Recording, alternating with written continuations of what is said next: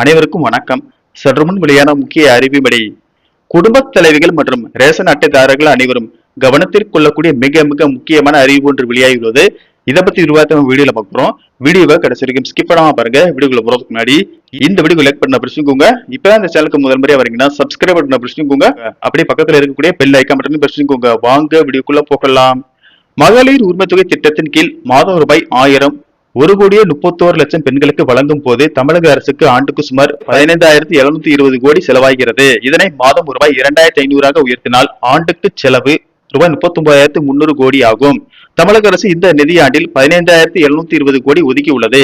இன்னும் கூடுதலாக 23,580 கோடி ரூபாய் தேவைப்படும். தற்போதைய நிலையில் அரசுக்கு உள்ள வாய்ப்பு என்றால் மதுபானங்கள் விலையை உயர்த்துவதுதான். குவார்டருக்கு 20 ரூபாய் உயர்த்தினால் அரசுக்கு சராசரியாக 20 கோடி ரூபாய் லாபம் கிடைக்கும். ஒரு நாளைக்கு 1 கோடி மது பாட்டில்கள் சராசரியாக அரசுக்கு விற்பனையாகின்றன. குவார்டருக்கு 20 ரூபாய் உயர்த்தினால் அரசுக்கு ஒரு வருடத்திற்கு கூடுதலாக சுமார் 7,300 கோடி ரூபாய் வருமானம் கிடைக்கும். மீதமுள்ள தொகை 15,000 கோடியில் ஓரளவு திரட்டவும் சில வாய்ப்புகள் உள்ளன. அரசு அண்மையில் கொண்டு வந்துள்ள சீர்திருத்தங்கள் மூலம் மதுபான ஆலைகளிடம் இருந்து பெறப்படும் கூடுதல் கட்டணங்கள் மற்றும் MRPக்கு மேல் விற்கப்படுவதை தடுப்பதன் மூலம் ஆண்டுக்கு சுமார் 3,600 கோடி ரூபாய் வரை முறைகேடுகள் தடுக்கப்பட்டு அரசு கஜானாவிற்கு நேரடியாக செல்லும் சூழல் ஏற்படும் என்று கூறியுள்ளது.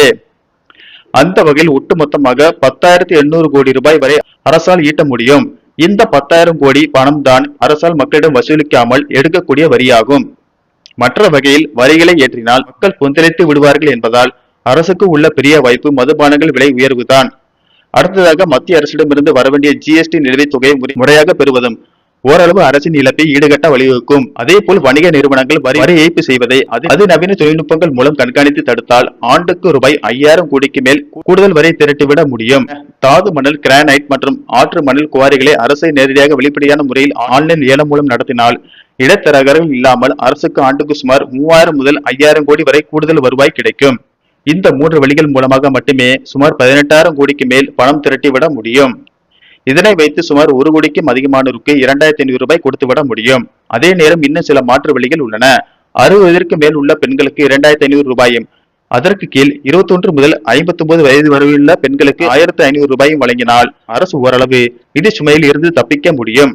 அதிக மருத்துவ செலவுகளும் உழைக்க முடியாத சூழலும் கொண்ட 60 வயதிற்கு மேல் உள்ள முதிர்ந்த பெண்களுக்கு மாதம் 2,500 ரூபாயும், ஓரளவுக்கு சுயதொழில் அல்லது வேலைக்கு செல்ல வாய்ப்புள்ள 21 முதல் 59 வயது வரை உள்ள பெண்களுக்கு மாதம் 1,500 ரூபாயும் வழங்கினால் அரசுக்கு சுமார் 10,000 கோடி அளவிற்கு தேவை குறையும். ஏனெனில் 1,31,00,000 பயனாளிகள் அனைவருக்கும் நேரடியாக 2,500 ரூபாய் வழங்குவதற்கு தேவைப்படும் 39,300 கோடி ரூபாயோடு ஒப்பிடும் போது இந்த உத்தியின் மூலம் அரசுக்கு ஆண்டுக்கு சுமார் 10,000 கோடி ரூபாய் வரை நிதிச்சுமை மிச்சமாகும். அத்துடன் வயதான பெண்களுக்கு கூடுதல் பாதுகாப்பு தருவதோடு அரசின் கஜானாவையும் திவாலாகாமல் தடுக்க முடியும். நன்றி, வணக்கம்.